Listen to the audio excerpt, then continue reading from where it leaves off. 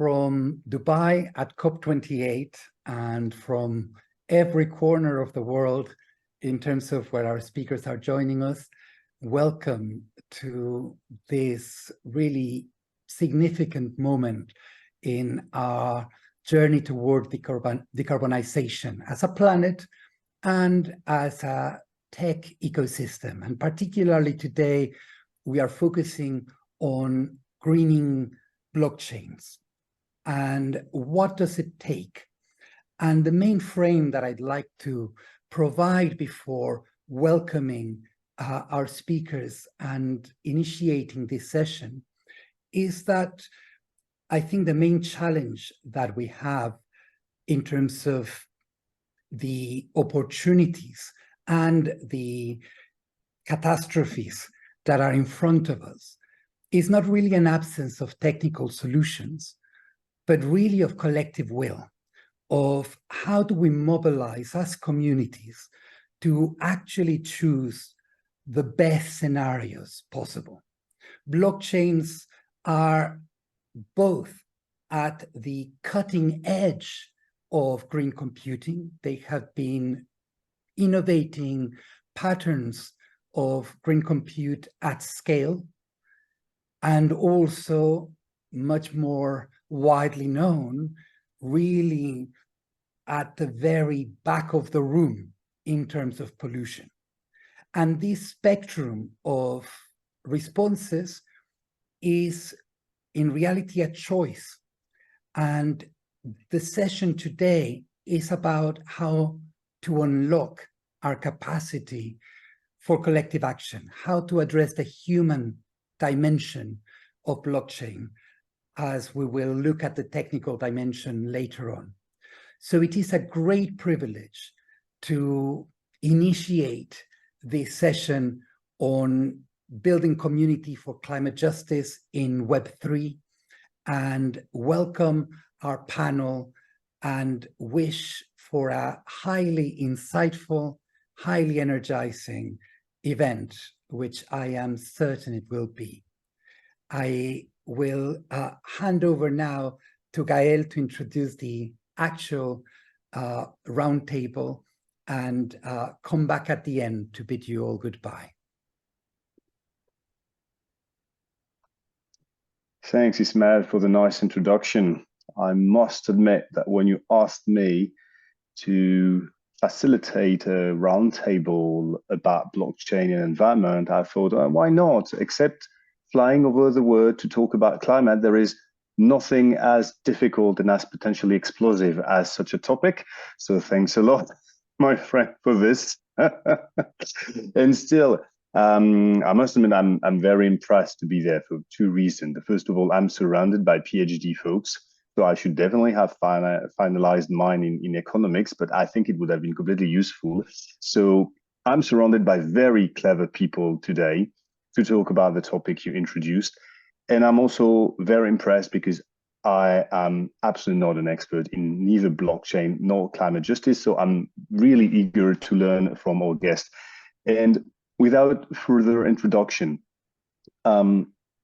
just welcome Anne, Brody, Ellie, Rennie, and Zane. Am I pronouncing Cooper? Sorry, am I pronouncing your name properly? Yes. So as I said, all of them are PhD or researcher. Anne Brody is a PhD candidate at McGill University in Montreal. I will let her introduce a bit more the subtleties of her research. Ellie, Rennie is a professor, so I guess her PhD is a long time ago now, in the Australian Research Council of Future, and she's a principal research fellow at RMIT University in Melbourne, and a research director at the International MetaGov Research Collective. Quite a lot of things that we will unpack together. And Zane is also a PhD candidate based in Pennsylvania. I think it's a Annenberg School for Communication. Sorry if I'm mistaken. And I will also let him introduce his research. But maybe Zane, Ismael mentioned that you're also deeply involved in the in the Adora Foundation, and especially the Proof of Green initiative.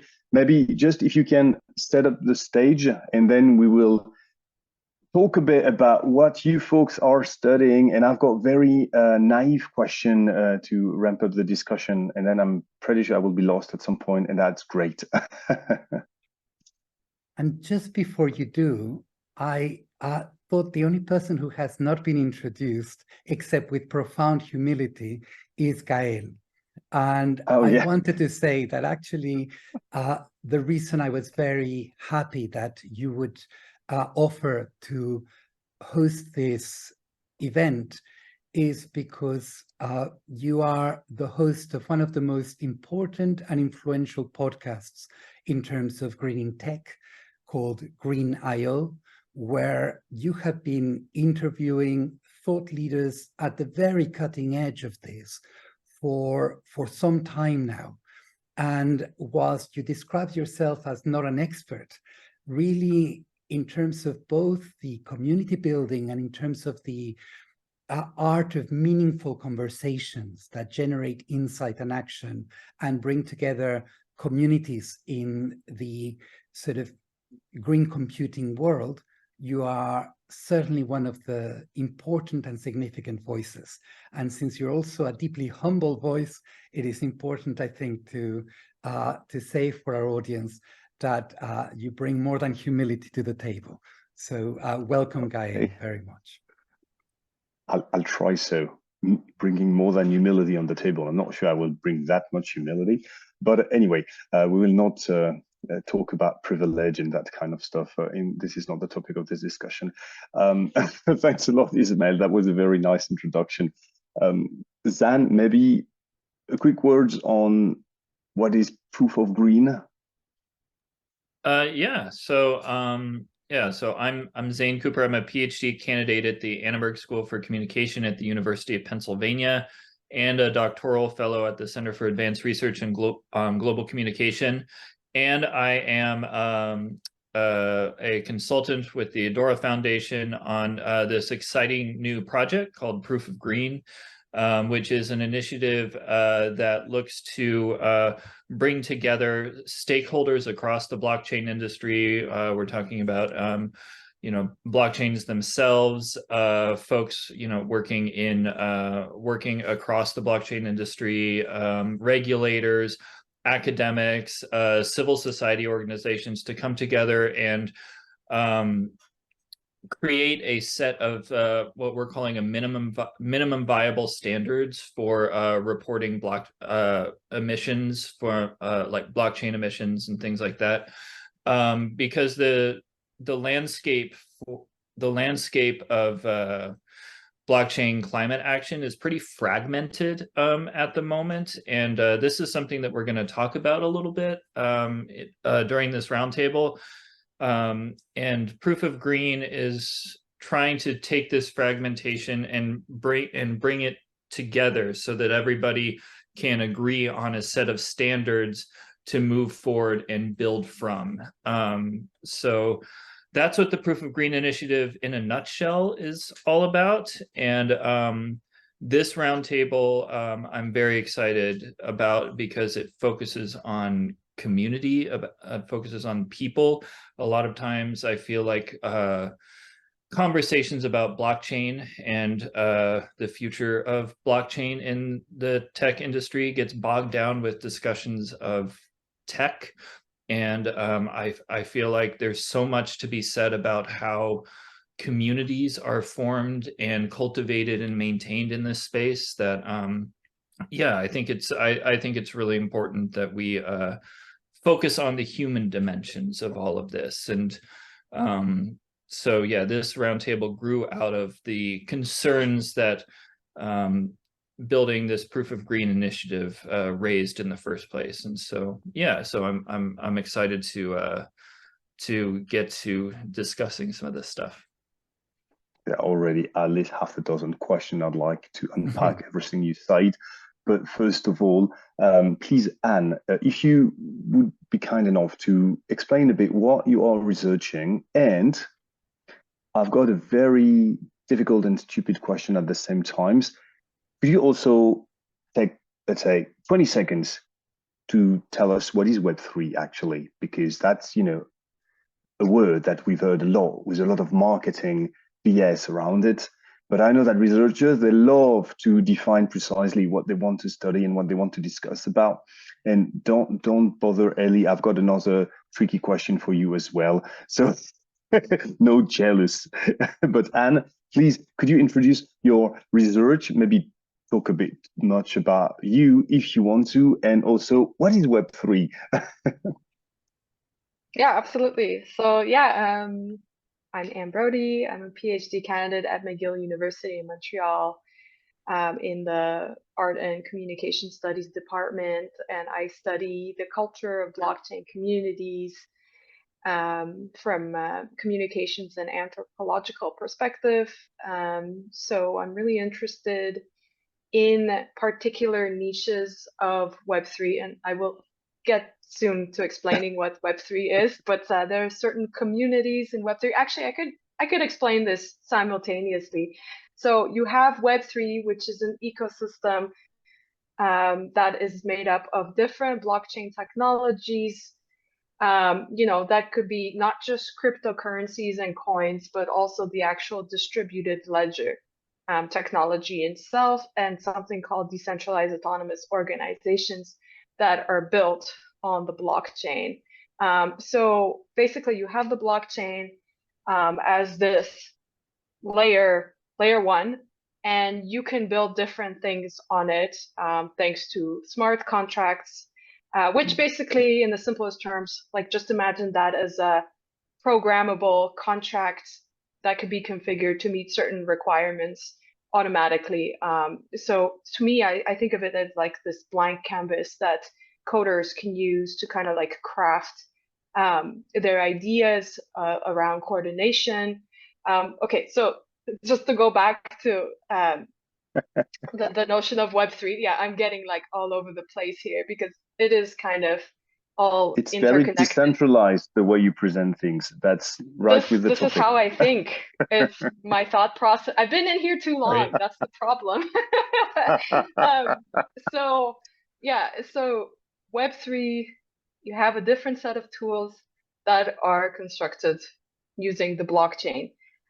So my research is actually going into communities which are formed around these tools and technologies, and studying how they think about the technology, and depending on which niche these actors are in, because you have different sort of these digital enclaves within this space, is understanding like what are their cultural norms, what are their ideologies, what drives them, and how do these social things get actually integrated into the infrastructure, the infrastructures that they're building. But specifically, my interest revolves around decentralized autonomous organizations. And I don't know, do I have to explain that too? No, we will go back. We will go back to all these topics are super fascinating. I'm just starting to realize that actually, yes, we do need community to have blockchain. That's not something magical happening between a few servers. So thanks a lot for clarifying, and that's very interesting to see that you come from humanities to study a very technical topic. So super and enlightening, I would say, to get this this different angle. And maybe Ellie, if you could also explain your different, I guess, in various topics what that you do for researching. And my tricky question will be, by the way, because it's in the title also, what is climate justice? And to be honest, I know a bit what is climate justice, because that's something that we don't want to talk too much. We the French, because I'm French, because you know that's okay. We emit less than 0.x% of every CO2 emitted today. But that's a bit of a different story when we start measuring from the beginning of Industrial Revolution. So usually that's something that we put under the carpet. But I'm pretty sure that you will have a way better explanation than my poor example. Thank you. Yeah, so I'm Ellie Rennie. I'm a professor at RMIT University in Australia, although I'm currently sitting outdoors in beautiful remote South New Zealand. And I, like Anne, use a humanities approach, ethnography, to trying to understand how cooperation and coordination is occurring through Web3 systems. That does involve looking at community, but it involves also looking at, with any blockchain ecosystem, the technical aspects of that, because what these technologies enable groups to do is to defer some of those tricky things around whether it's governance or certain actions that are required to take place, to do them through code. So for me, Web3, I often draw on Silvio Micali, who's the founder of the Algorand blockchain, but an MIT award-winning mathematician. He describes blockchains as a technology for achieving common knowledge. So we all agree on a set of facts, and we do this without any one entity controlling or owning that ledger of information. So that's a really important thing when we're talking about climate justice as well, because once you have common knowledge, what you actually have is an institutional technology. You have the means to create, in a decentralized manner, the rules by which individuals and entities can not just transact, but basically come together to achieve outcomes, and to all know that they're on the same page, that, for instance, someone is not trying to undermine whatever those efforts might be. And I should really emphasize that Web3 is at the moment a very, very early technology. And as far as institutions go, it's probably more like some kind of feudal system than a modern state. It's got a long way to go in the development of these institutions. So we're not there yet, which kind of comes to climate justice in a way, because obviously this is something that needs to happen very fast. So we have a technology which is advanced, and it's an institutional technology, but those institutions themselves are still very much in development. And there are elites, and there's kind of groups who are attempting to hack those systems or exploit them in many ways. And that's why, and it's functioning in market-like conditions as well. So we have all these kind of competing difficult pressures going on in Web3, but that doesn't undermine the fact that what we have here is a new means of social coordination that can happen in a way which is separate from nation states to a large degree. Not entirely, because of course we're all still bound by the jurisdictions in which we live in terms of regulations, etc. But we have a means to coordinate. And so what we're talking about when we're talking about climate justice and Web3, in my mind, is, do we have new institutions that are at this global level which can automate and essentially provide ledgers of accounts and information that can help solve a global challenge which goes above nation states, and which so far, to be honest, internationally, nation states have been extremely poor at addressing. Yeah, thanks a lot. And that actually leads me to the first introductory question, because all the three of you, you're obviously experts in this field. But it might not be clear for every listeners what kind of project concretely we're talking about, because I got it that the potential of blockchain is all about skipping the kind of underperforming government or even federal level. But concretely, for climate justice and in the area of climate tech, do you have spontaneously one or two examples that you'd like to share, just to not talking only about theoretical stuff? Because as Zane said, it seems that there are already quite a lot of traction with a lot of communities building. So maybe if one of you can, or actually several of you, could illustrate with kind of your darling project, I would say. Well, Maybe I Zane suppose to follow or Ellie. on. Yeah, Oh, follow on well, that. No, follow on Ellie. That's perfect. Thanks a lot. there could be many different ways in which this technology can be applied to address climate change. But what we've seen so far are projects that are, for instance, looking at carbon credits. And that's an obvious and probably very problematic application, at least for now. But the reason why I think that's been one of the first areas that's been built out is because of tokens themselves, and the fact that what you can do with blockchains is represent value. And so being able to represent a carbon credit on a blockchain is somewhat straightforward, except for the fact that no one's got it right yet. The other area I think would be around transparency and holding corporations to account around their ESG reporting. So for instance, you might have heard that there have been instances where corporations will retrospectively change what their previous year's ESG said occurred in order to make this year's figures look good. If you have a decentralized ledger where their reporting is kind of set within that ledger, it would be easy to check that and for it not to be able to be altered. But you could also even have systems, whether it's IoT or auditing systems or whatever it might be, where that information is verified as it's occurring. So this kind of real-time auditing is a possibility with blockchain applications, and I think we're starting to see some of that.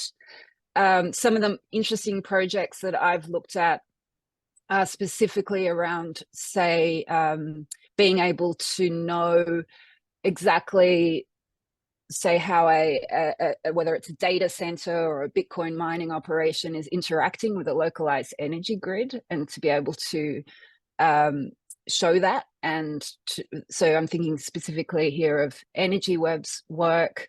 So it's not just saying this is an REC that this particular data center is using, which demonstrates their green credentials. It's actually saying, well, this REC is at this time of day and it's interacting with the local grid in this respect. So if you can begin to piece all these things together, and of course there are other projects around reforestation and showing where particular activities are occurring, or it might be around incentivizing local communities to participate within local climate change.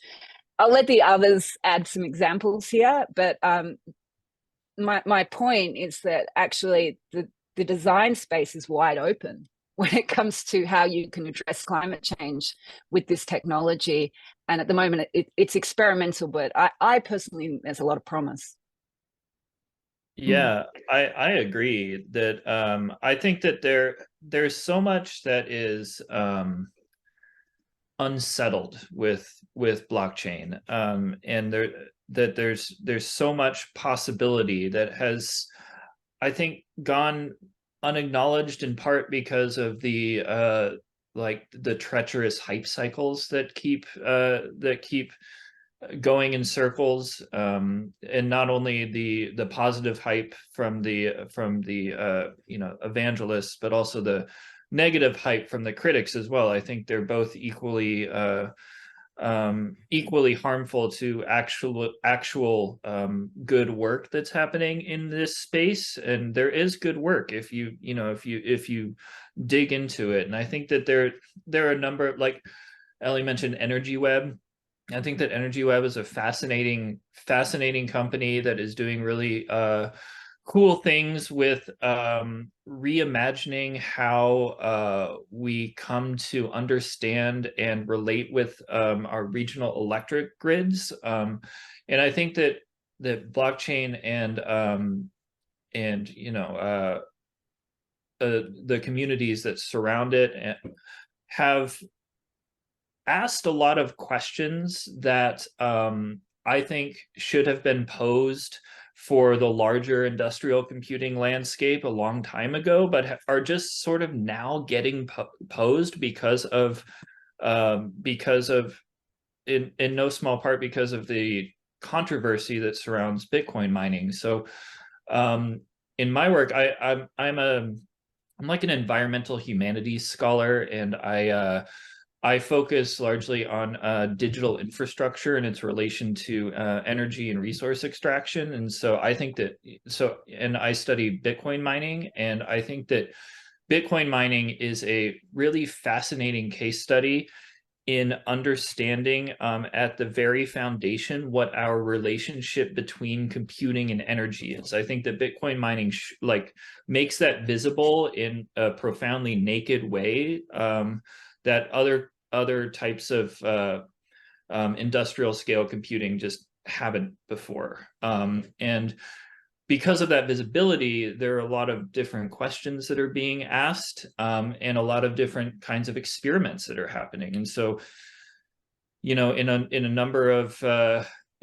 cases, Bitcoin miners, they come into they'll come into towns or certain municipalities, and in some cases it'll cause controversy. Municipalities will enact legislation to put moratoriums on mining and things like that because of the environmental controversy, as happened in like Plattsburgh, New York, and then New York State, as almost happened in the European Union. But in my opinion, these actions, they're asking some really crucial questions about what should our relationship between computing and energy actually look like? Do we want this kind of data processing in our community? Do we want this kind of data processing in our society? What's the value here? So there's this sort of hierarchy of moral value being ascribed to things like Bitcoin mining, which is going to translate into arguments for and against AI and other kinds of high performance computing as well. But like on a higher level, these are questions about our relationships between computing and energy and what that should look like.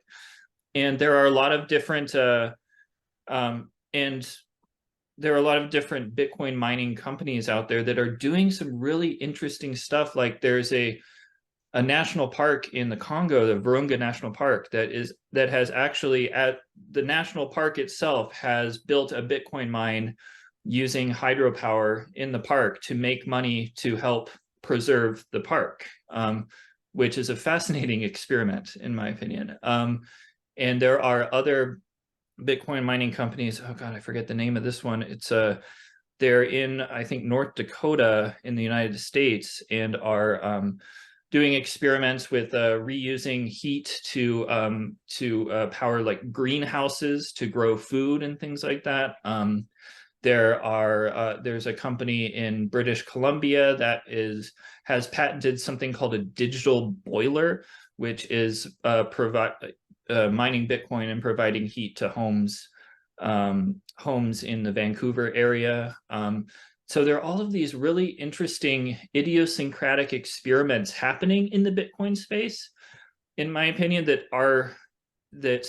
could be translated to other areas of industrial computing, like AI. If you want to build an AI, a data center for AI or something like that, then I think that looking to some of these experiments is very helpful, and I think that Bitcoin is sort of leading that charge in kind of a weird way. Yeah.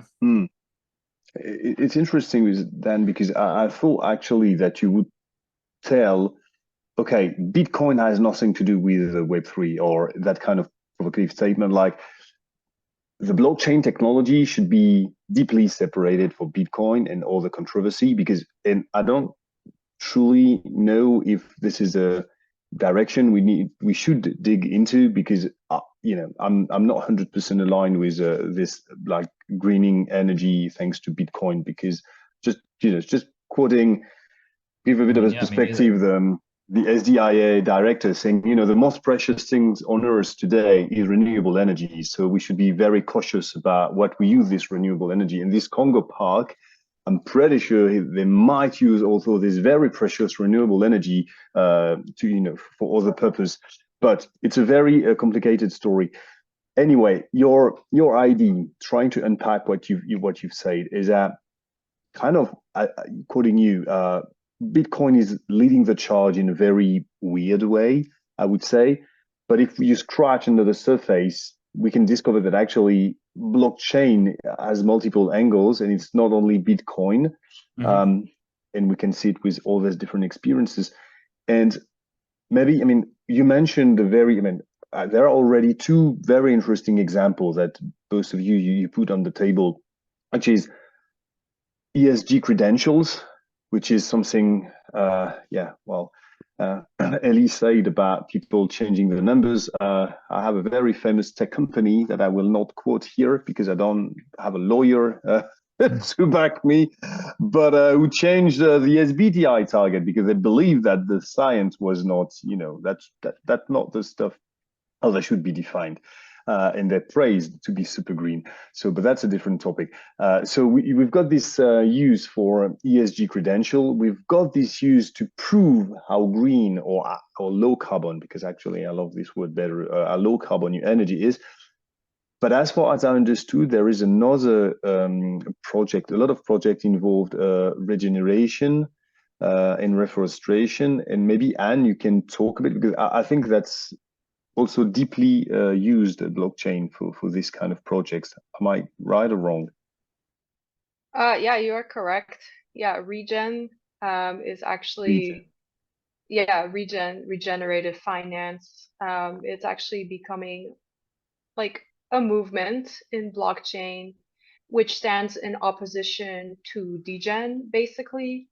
And degen is basically another kind of, I wouldn't call them a movement, but it's like a type of persona that mostly inhabits the decentralized finance sphere of the blockchain ecosystem. So DeFi is basically like, you have like Wall Street and traditional trading only.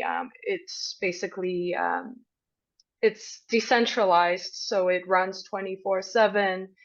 And people are up all night, like doing trades. It doesn't close like the stock market. And people are kind of known to be more money oriented in that sphere. Whereas degen kind of counters that and pushes against that kind of use for the technology, and is basically more oriented around incentivizing the reduction of like global carbon footprint and regenerating natural resources. I think the regions that I speak to, they are very cognizant that regeneration cannot happen in a colonial consumer corporate capture nation state paradigm, and that this is exactly what has caused the degeneration. So they are using the tools of blockchain to basically create these like grassroots tools and organization, and mobilizing people on the ground to come up with alternative solutions, because they are just jaded by the status quo, and how everything is being dealt with by more legacy institutions when it comes to climate change. And they're very much, committed to building a new decentralized web using experimental economics, and they actively promote values related to ecological responsibility and social equity. They draw a lot on the aesthetic of solar punk, and also philosophies around the common, mostly like Eleanor Ostrom. There's actually like regen is now a meme in Web3. There's a whole ideology around it called the green pill, which is it's been instigated by the founder of a project called Gitcoin, which is one of the most famous funding platforms on the Ethereum blockchain. And it's basically the ideology is premised on solving coordination problems around sustainability using blockchain, and it operates almost like a regenerative finance manifesto. is it the work that you mostly do with the regen network that you were mentioning? No, I don't No. do work around. No, I just observe these communities from the outside. Okay. So this is okay. This is your field of study. Got it. Thanks a lot. So we've got. Yeah, I'm just wondering. Dan. Just a question for you. And is Regen the Regen network set up like a DAO? How is it organized? Like, I'm just very curious about the like how this community is organized. I'm actually not sure, because the term region is not particular to just like this network. Region is now basically a meme, like a cultural meme that stands like for an actual like movement. Yeah.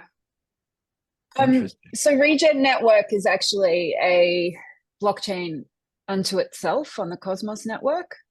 So it is a whole platform. And they have looked a lot at carbon credits and also biodiversity credits.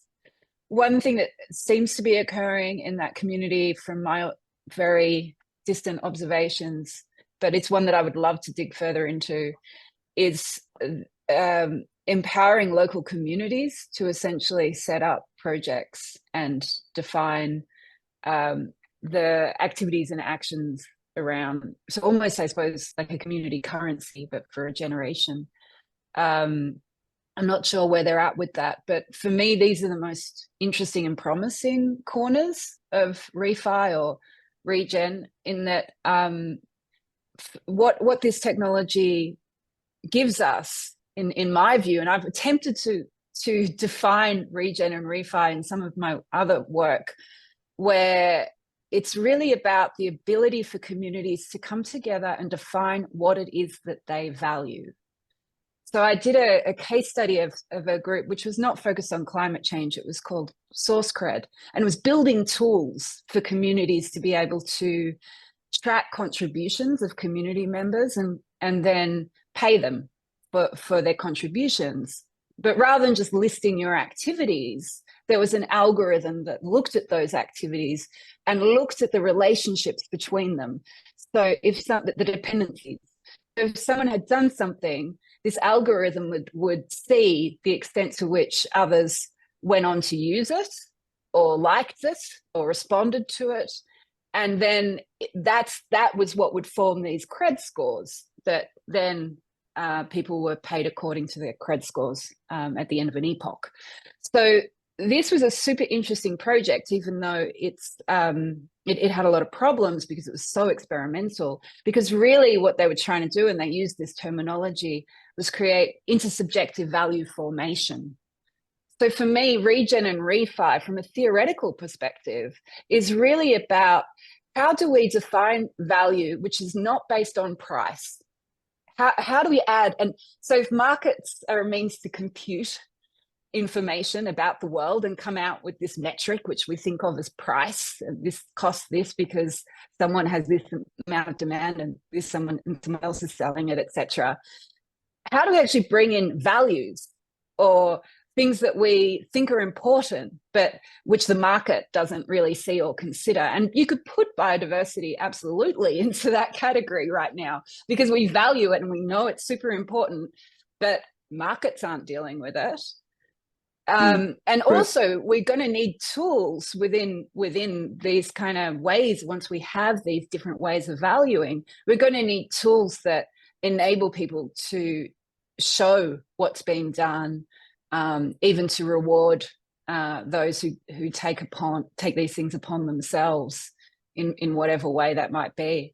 So if you're thinking far futures or what kinds of economies we need to overcome climate change, this is the technology for that. But would it mean, I mean, then I'm speaking under your control here, and I'm sure you will bounce back on what I said.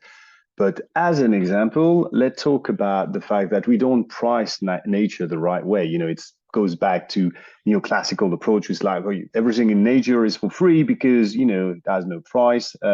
And today we value at the cost of extraction stuff, but which are pretty amazing. And I might even be provocative talking about even oil, like when you look at everything that oil provides in our society today, we don't pay the right price, and actually don't even include in that price all the very massive negative externalities that comes with extracting this oil.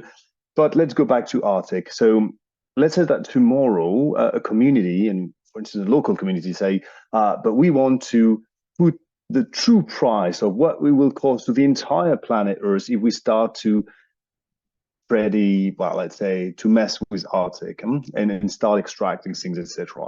I think that will be a good starting point, because you've got pretty strong local communities based there in Greenland and around. But how they could build a system, even if they trust the system, if it's based on blockchain technology, because it is still locally based, and obviously it will not be something that people will interact from the debt generative financial economy, I would say. So my question is a bit the question of, it could be counterintuitive, and then we'll go back on governance, obviously, because that's the main topic of the show. But how do you scale or interact when you've got a good community-based project, but that should scale to the entire planet Earth as for Arctic? And I don't know if Zane or Ellie or Anne want to reply to this story. Look, for me, there is absolutely the potential for that.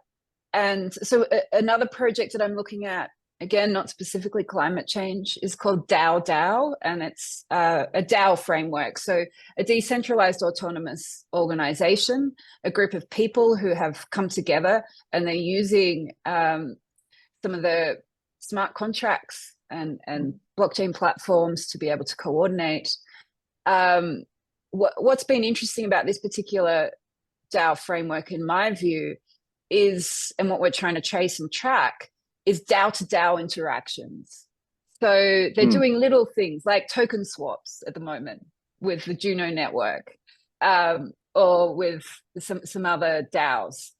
Or they might decide that there's a shared concern that they have that they will then automate. So rather than thinking about top-down coordination, this is bottom-up coordination, and the kind of mesh governance that can occur as you have these localized efforts, but what are the boundaries or the interfaces where they meet?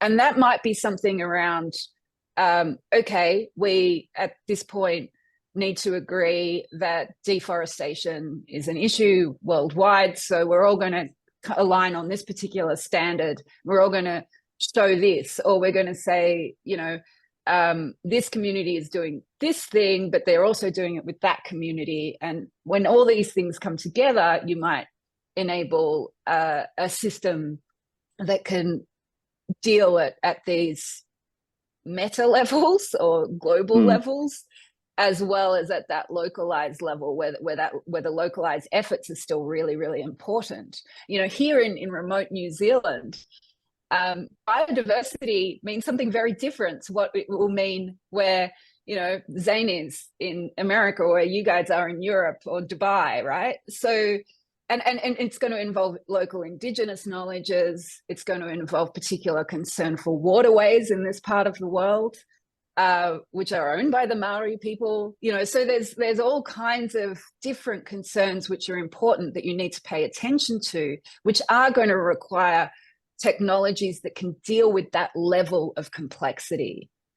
So there's some interesting concepts out there that are beginning to think about this. Collaborator of mine, Primavera De Filippi, and her group are talking about coordinations. This idea that you can take these localized efforts and scale them up. And I think really this is where refi and regen needs to get to. So to get there, obviously there are certain challenges. You will need agreed standards and interoperability between these systems.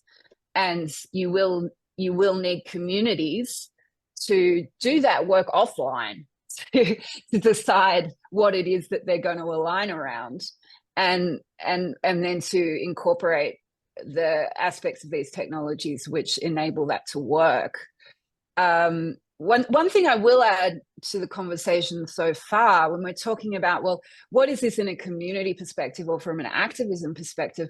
To me, it's optimistic activism. This is activism.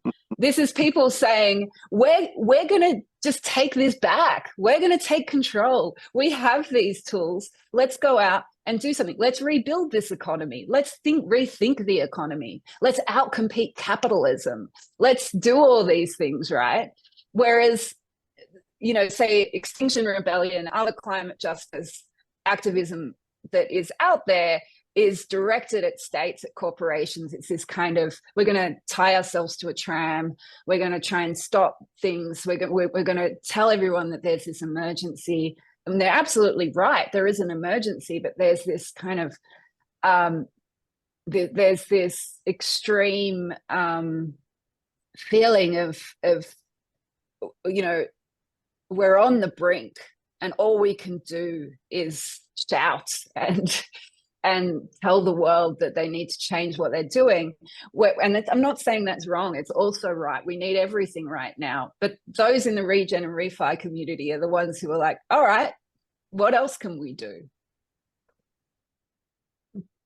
Yeah, I completely agree. And I think that we're like centering around a couple of different or a couple of related concepts here. And one is like community value, like communities deciding for themselves what they value, and also this this broad idea of the commons, which has been, I feel Anne and I were talking just earlier before this about how the commons has just been whittled down to virtually nothing over the last 20 or 30 years. And so I think that in a lot of ways, some of these communities, and structures like DAOs are and refi are trying to sort of reimagine, like Anne was saying, reimagine what the commons can be. And I think that there's this, and for folks watching this at COP, like I think that there's this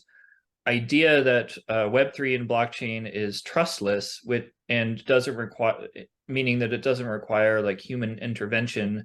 And that's true in a sense, but there are all of these spaces that we're talking about that rely and depend on people, and not just anonymous people, like in the NFT world and a lot of these marketplaces, like a lot of folks are anonymous, like a lot of these artists are anonymous, and there's this culture in some areas of the crypto space where anonymity is a cultural thing, but it doesn't make as much sense here. Like and this is something that, like, I think DAOs and refi orgs just seem to exist at the nexus of this contradiction. And I know, Anne, you and Ellie both have experience in organizations like MetaGov, and I know that, Anne, you have you've spent a lot of time with folks running DAOs or operating in that space, and I'm just wondering if you could give some insight into how the governance of these spaces and how it actually works, and how this bottom up kind of governance, like what it can teach us, I guess, about ways forward in climate action. Like, yeah.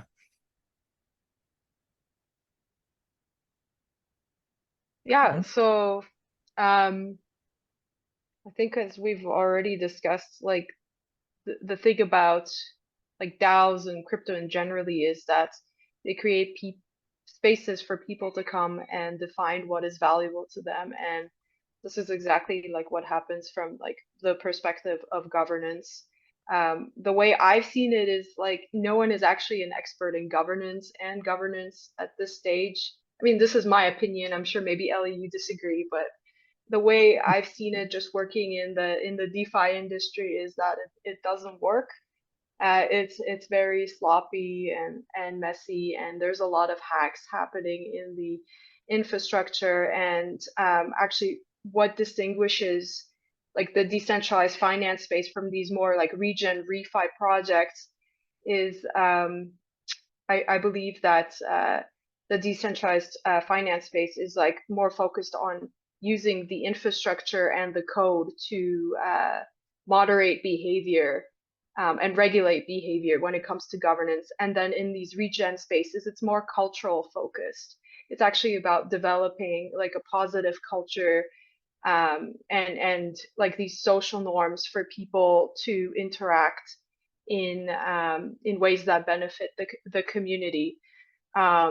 So yeah, basically, when it comes to, you know, like I cannot speak exactly on like the part of how this pertains like to building climate change, but I can say that for these regen and refi projects, there is definitely more emphasis on culture and something that we call off-chain, you know, which is not necessarily it's like governance that is not necessarily just tied around using functions of the blockchain and code and the infrastructure to promote governance and to enable governance. And yeah, maybe Ellie, you could add some more color to that. Yeah, look, at a broad level, one of the big problems with blockchain and what we call crypto in general is token weighted governance. So whereby those who hold a particular project's token have voting power associated with that. And there have been many governance attacks through that on whether they're DAOs that were holding large treasuries. You know, the community becomes inactive, someone buys that up and suddenly have control over that treasury, that kind of thing. For me, the answer here, if I can be so bold, is actually that we need to begin to think of these systems as contribution goods, that the dynamics of how they work needs to look much more at reputation, for instance, and someone's contribution to a system. And we are beginning to see very useful tools for enabling that, because when you're inside a DAO, you're pseudonymous, or in some cases, you know, pretty much anonymous. And there are many good reasons why people might want to remain that way, particularly in places of the world where regulation or other factors might inhibit their participation in a way that maintains their safety.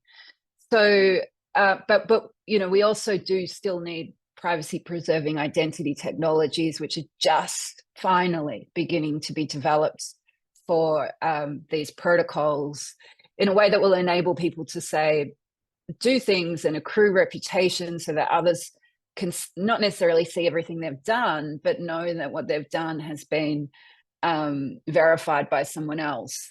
And so it's not about storing information on the blockchain, it's about that attestations of what's been achieved. And that can apply to people, it can apply to machines, it can apply to anything really. And this is where the capabilities come from. So I think it's if we just think of governance as how people vote, then we're not really seeing what these technologies do. And at the moment, it's been very much that the conversations around governance have been limited to that. Whereas we're also with AI and all everything, these identity privacy preserving technologies on the horizon, we may soon have that capability for governance just be something which is more about steering, and for community to kind of express what needs doing at a particular time, and to enable those who can and have those skills to get involved in a permissionless way to come on and do a thing, right? So I think that the way governance works in DAOs can be very problematic, but at the same time, there are many really interesting tools that have evolved through these technologies, which can make some. I mean, I come from a community background, from community radio and television, and I've been involved in various not-for-profit boards, and I've worked with humanitarian organizations on Web3 and the rest of it.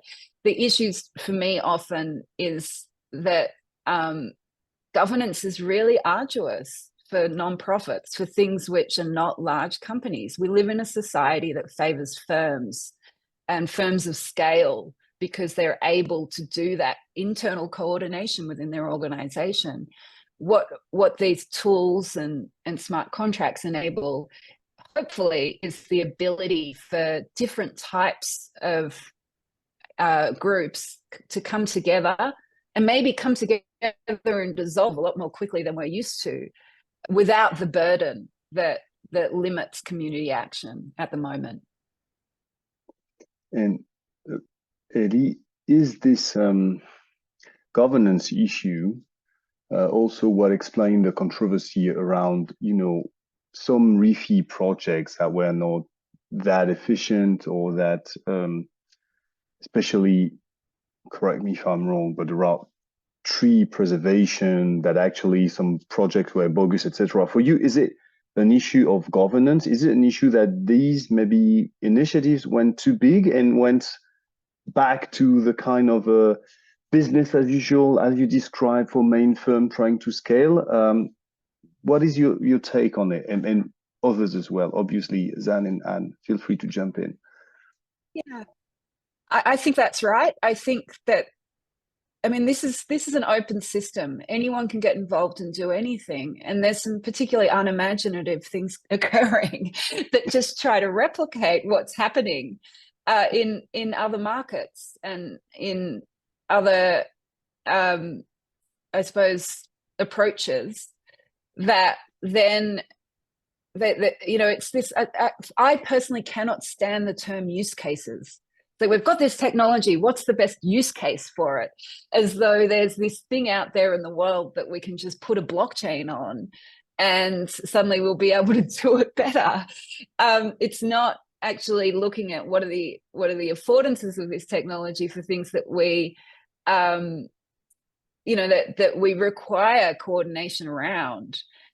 And so what you get is projects that will try to tokenize something, and people buy that token, and they think that basically becomes financial speculation, and can often do more harm than good, because it's not actually about what's being achieved in the world. There's no one really paying attention to the outcomes. There's no consistency around how that project's outcomes are measured against another project.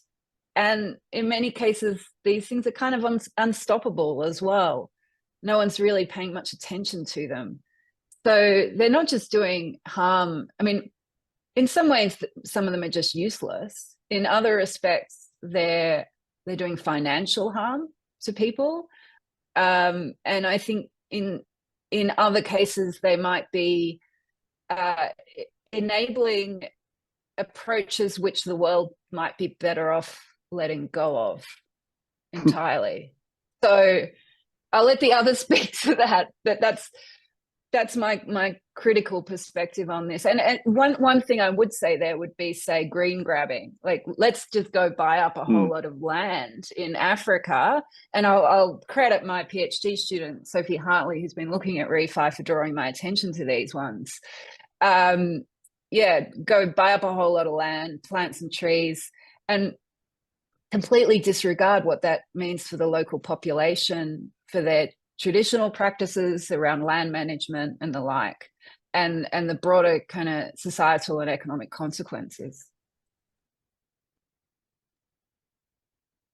Yeah, I guess I'll jump in. I agree, and I think that, yeah, you're right that there are a lot of useless projects that are trying to replicate things and build stuff that doesn't work, or that it actively harms people. But I think that some of this is it's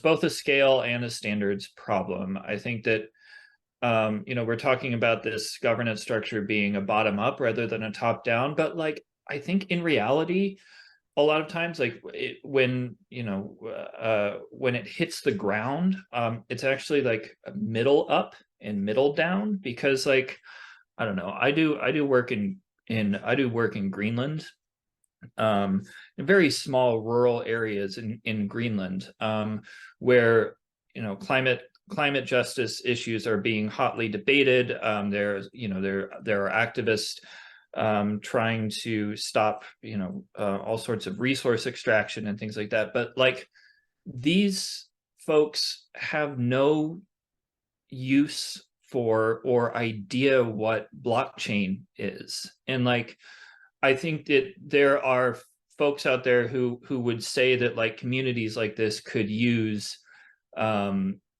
like regenerative projects or something like that, but that might be true, but like the folks that I speak to, every day are like they would have no use for that and would not understand what that is in the first place. And so I think that there's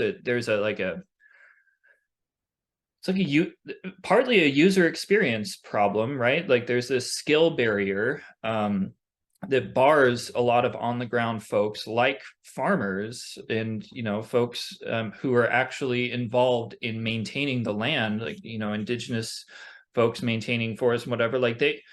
Like how much input do they actually have in these projects and like maintaining them? And it differs across projects, obviously, but like you said, there are companies out there that are buying up large tracts of land regardless of what the indigenous populations say. And like, for me, that's like a middle down, right?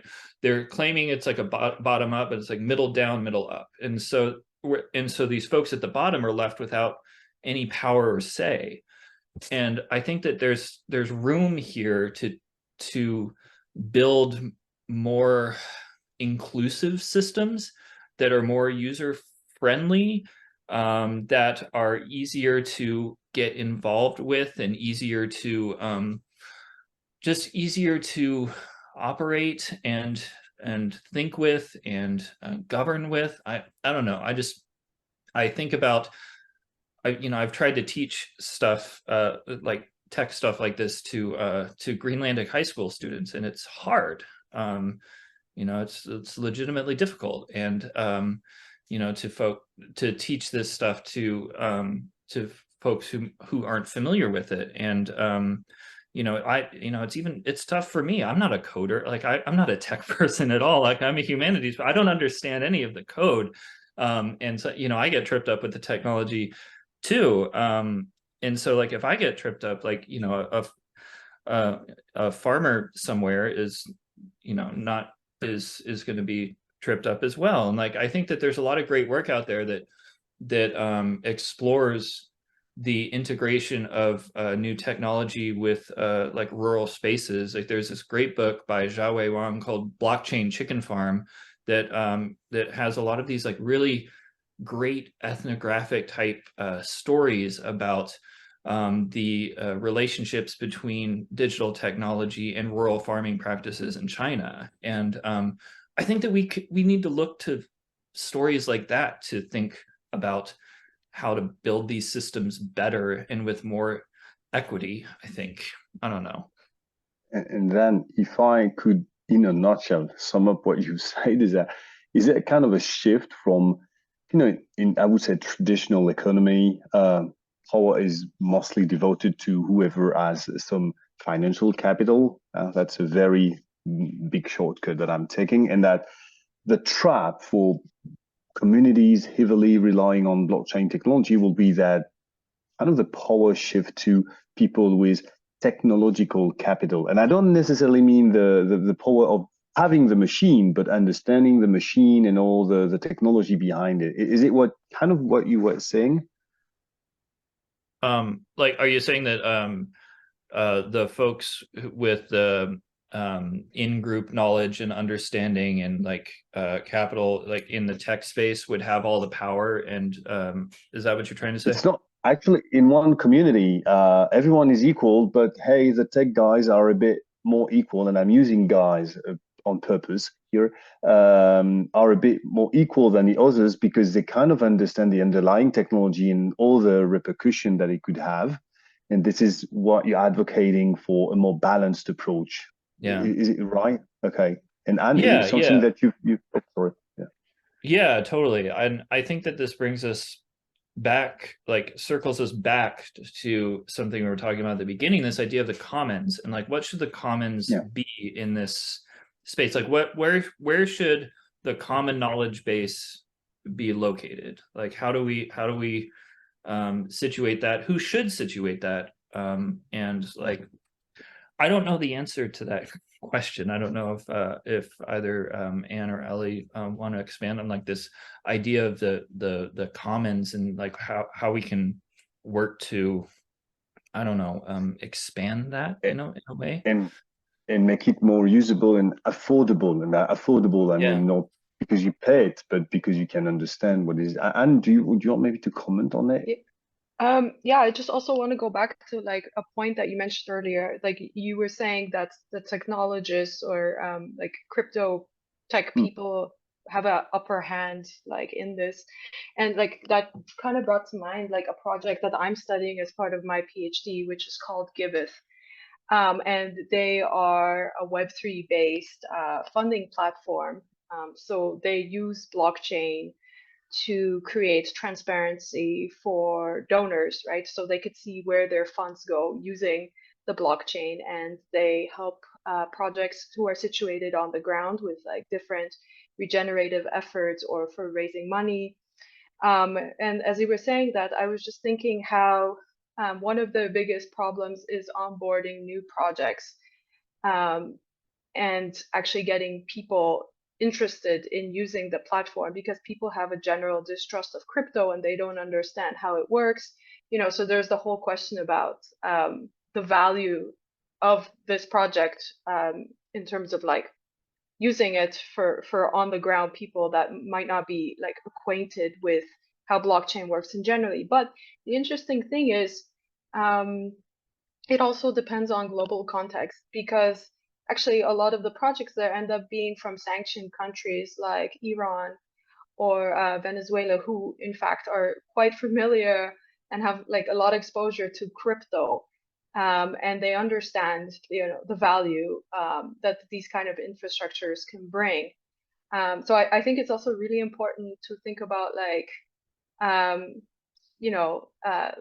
the geographic kind of positionality of who is using this technology. Because like for me, I see this technology bringing a lot of value to sanctioned nations and citizens.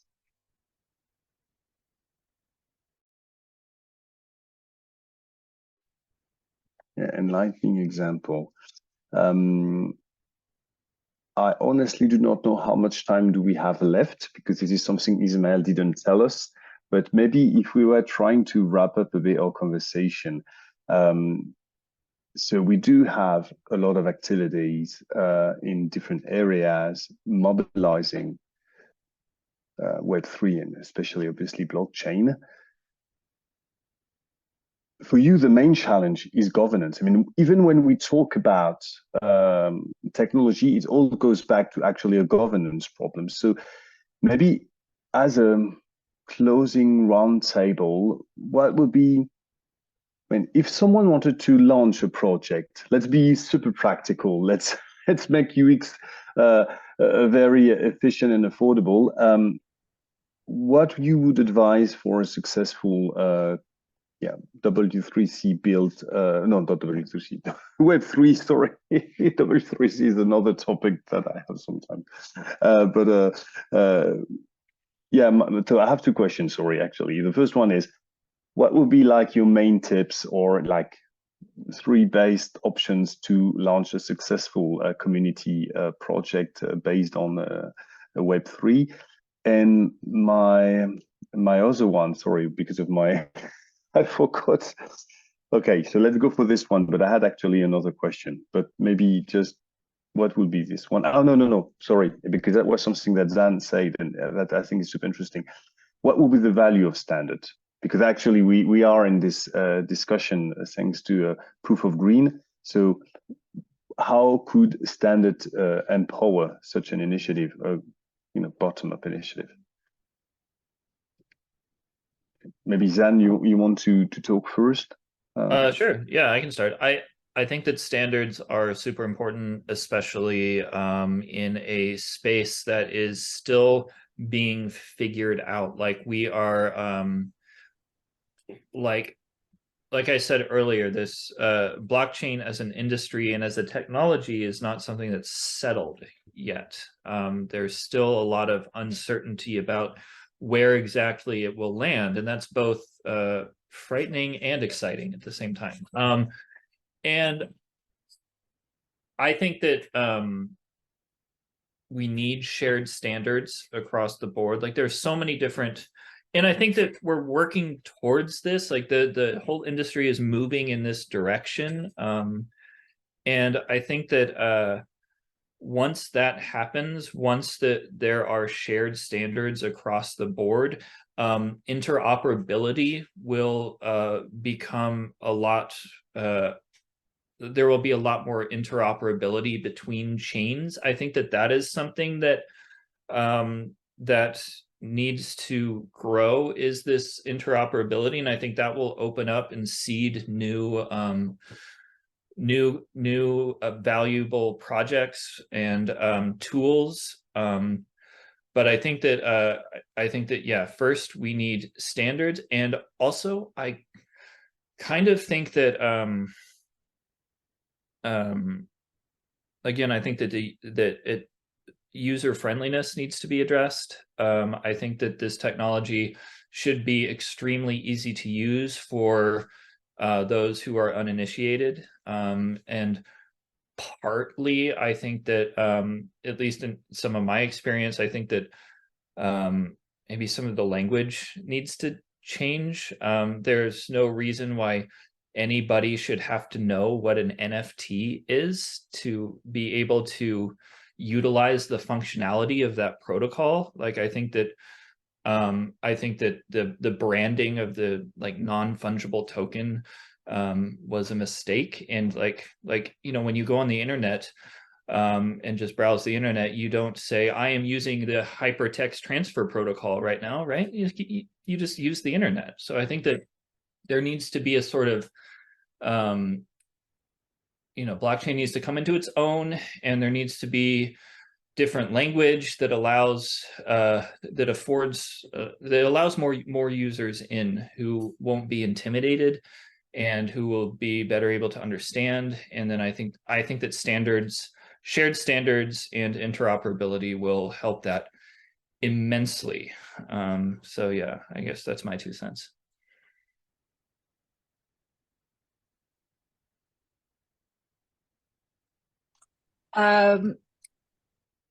I agree with what Zane's been saying. I think that the thing we need to think about in relation to blockchains is just that they can enact standards better. It's not that they're going to come up with them necessarily. They might be other processes through which we agree that this is the the particular means of actually properly counting carbon or biodiversity or whatever it might be. But this is how we begin to then track, automate, make transparent, and hopefully incentivize people to behave in ways that benefit the future of the planet. So the standards processes in general, as we know, are slow. They're always retrospective. Like they're not the best standard. It's just what everyone's agreed to. Often standards processes have a lot of particular interests involved, at least in the technology standards environment. So but there are means by which others who are creating products or services know what to produce so that everybody can come on board. Power plugs being an example of really annoying standards because every country has a different one. So, you know, but at least I can know, well, I'm going to America, I need this particular plug, right? But how do we then get plugs that will enable us to address climate change in the right way? And they're going to be complicated processes, but these technologies do enable us to plug in, and for then those local communities to be able to come up with innovative solutions which are specific to their particular environment and place, ways of working, cultures, heritage, land uses, etc. So that, I think that's the complicated story that we're dealing with. Technology doesn't solve everything, but it can actually enable us to address and coordinate and automate in ways that we haven't before. The piece we haven't talked about so much really is this question of incentives. I mean, I've talked critically about financial incentives and speculation, but there was an interesting approach through Filecoin Green, Filecoin being a distributed data storage technology provider. And what they did was look at how the data centers that were part of their network, what renewable energy they're using or otherwise, and then coming up with, you know, a very simple system to say this is gold standard, this is silver or bronze or whatever it might be, and then rewarding those that were doing a good job and being at a gold standard. So there are also important ways that this technology can just encourage better behaviors, particularly among market participants, which I think we could do more to look at. So I'd like to see more projects along those lines. And in terms of governance and the question of governance, I suppose I'd just leave this forum with this thought, which is, if blockchains are institutional technology and the layer 1 protocol is the constitution, it's the rules that entire system works by, then the Ethereum blockchain moved from proof of work to proof of stake, reducing its electricity consumption by 99.8% or something like that, and is therefore the only global constitutional effort to significantly address climate change. And it did that in a decentralized manner. So there is hope.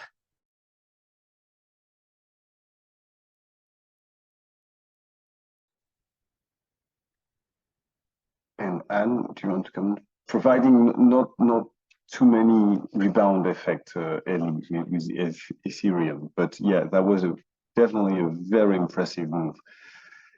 Energy reduction, at least the electricity reduction. But sorry, Anne. You know, I have nothing further to add. I want to leave it with Ellie's closing.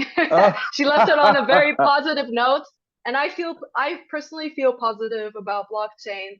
You know, maybe I'm biased because I also participate in the community, but I feel like this is kind of like the next best thing we have when traditional things are not working. So I'm happy to leave it off on that. Yeah, it's a great note. And you know, I'll say, like, you know, I tend to fall more on the skeptic side, but I would say that I have an open mind in that, like, we're in this, again, this unsettled space where there's so much possibility for change, and I'm very interested to see what is possible here in this space. And that's why, you know, that's why I do what I do, and I'm so excited about it. That's why I enjoy so much being there, because I believe my view on blockchain is completely biased by the fact that I'm super privileged to live in countries where laws work. Basically, they are still institutions, and that it's something almost rare around the world. And actually, it's something rare within our own societies. There are many dysfunctional places, and this is obviously where decentralized approach, despite all the turmoils that we discussed, and the technology empowering this decentralized approach and autonomous approach is so interesting. So I tend to overlook blockchain, and I really enjoyed the discussion we had, the four of us. So thanks to you. Thanks to all of you for this, because I think I've got a lot of food for thought now. And it's not just about electricity consumption, or even the, how did you call them, Zane? The crypto bros. There is a word behind the tree of crypto mining. Yeah, but the community is so much more diverse than just the like blanket misnomer of the crypto bro, right? Yeah, I agree. Ismael, you're back. Well, yes, I wanted to, first of all, thank you on behalf of the Adora Foundation for this really stimulating, wide-ranging contribution, and maybe close a little bit in the role of a discussant, as it were. It's been a really rich, powerful, and nuanced conversation. It's so rare to have nuanced conversations around blockchain. People have such strong starting points in every possible way. There is a lot of irrationality. There's a lot of, it's a space that's in ferment, so there's a sort of lack of knowledge and lack of exposure. And I feel that this roundtable has been critically sympathetic and cautiously hopeful. And I think those are the two attitudes that we really need collectively as humanity to face the problems in front of us. That if we do not have some measure of hope, our action will lack ambition and we will fall behind. If we do not have an element of critical analysis, then the chances for perverse effects, unintended or intended consequences are much higher. If we do not have sympathy across these boundaries, if we act from the gut, as it were, then that can mobilize in the short term, but it doesn't cohere. And what I see here is this cautious hope and this critical sympathy and empathy for the subject. And what I take away from this is that blockchain is a bit like AI. It's a technology in ferment. It's a new platform. And a bit like AI has sort of reached the consciousness and the applicability of people in a more intimate way in the global north, it has to be said. Whereas blockchain has often sort of reached the consciousness, particularly in terms of what Anne mentioned as positionality, and Gael mentioning sort of in the context of laws that work, in the context of finance that works, then that's great. But actually in a lot of places that are under sanctions, that are excluded, whose currencies have collapsed, in where there is high elements of corruption, these kinds of technologies do provide alternatives, which is why they still are here, why the United Nations has something like 75 blockchain projects. And the kind of examples that we discussed today are not in public awareness. So I'm very grateful that we've got this richer sense of this technology. And I'd like, I guess, to finish with a story. And this was, I am now in this summit here in Dubai in COP28, coming from Mexico, coming from Merida, coming from a place where the mostly indigenous community is facing enormous encroachments on their land, on water, on reforestation, etc. And it's now 23 years since I went to my very first UN summit. And I was a very young man. I'd like to say a tiny child because I know I look 19, but really I was a young man, 20-year-old, 21-year-old, coming with the International Association for Community Development. And I remember this woman. This was the year 2000. It was Copenhagen +5. It was the millennium. It was the Social Development Summit that kind of preceded the Sustainable Development Goals. And there was this woman from Somalia. And I have this image of her, which I think I have fabricated. I think this memory is a false memory. But it's all the more powerful for it, because what I see when I think of her is I see her walking against the flow of this hallway full of people going one way and she was going the other way. I think I've imagined this, but it has more psychological truth than factuality. Because what she was doing there, the civil war in Somalia was raging, and most Somalis were migrating to escape disaster. And she had left with the intention of coming back. And what she was pitching in the year 2000, and it's hard to imagine what that looked like technologically, was for all these movers and shakers in Copenhagen, in Geneva, to invest in mobile phones for the whole of Africa, to bring mobile telephony to the African continent. And I remembered someone sitting next to me saying, there's no electricity, there's no roads, there's no water, there's no landlines. And she's trying to pitch us on investing millions in mobile phone in her war-torn country. And I have to say, I was inspired and skeptical. I thought she was incredible, but I thought the prospects of attracting serious investment in Africa on mobile phones in the absence of all other infrastructure seemed remote.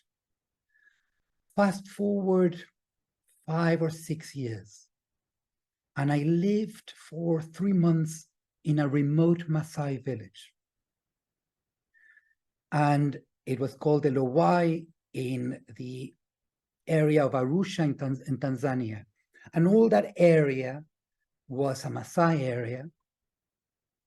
And it was primarily, there was no technology footprint there. Everything, all the houses were made of clay. The food was harvested or hunted. The only bits of technology that existed in that village were one old cassette tape with batteries. There were maybe 4 or 5 handheld battery-powered torches, and about 4 mobile phones. Africa leapfrogged the entire landline stage. It still does not have that infrastructure at scale. But mobile phones in Africa account for 60% of digital wallets in the planet. Those technologies allowed the unbanked to have financial services in a mostly cashless economy, and this became massive. Fast forward to the pandemic 3 years ago, and because everybody had mobile phones as a banking service, one government, I want to say Côte d'Ivoire, but I may be wrong, one government was able to supply instant cash to the people who were on the verge of starvation because they lived day to day, thanks to this infrastructure. So I guess what I'm trying to say in my very brief way is that I think there is so much going on in the planet that hasn't landed. And it seems to me that blockchain is one of these things that hasn't landed. And the governance hasn't landed. And we've heard some awful examples of that not working here. And we've heard some incredible examples of that working here. And the last conclusion around this that I want to reflect back is this area of governance. And it's reflecting on COP21. And in Paris in COP21, the COP started with ambitions at the floor. But humanity mobilized like never before. More people marched in that week across the world than ever in the history of humanity. And technology, groups like Avaz, the internet, social media, allowed us to canalize that into the blue zone in a way that changed the atmosphere such that the fantastic leadership of Cristina Figueres was able to harness it and reach the Paris Agreement. So I wonder whether blockchain too will come into its own as mechanisms for collective decision-making, not to replace the main government, but to supplement. I walk out of this with enormous caution and enormous hope and a huge amount of information. So thank you to every single one of you. And our goal is to harness these insights and disseminate them. And this discussion will inform the way we approach standards in proof of green as a way of gaining common understanding, but they will approach more generally our climate communications. We want your voice to reach the world. And with that, I thank you all. I thank you all who are watching now or in a recorded way. And I look forward to continuing the conversation and transforming it into action.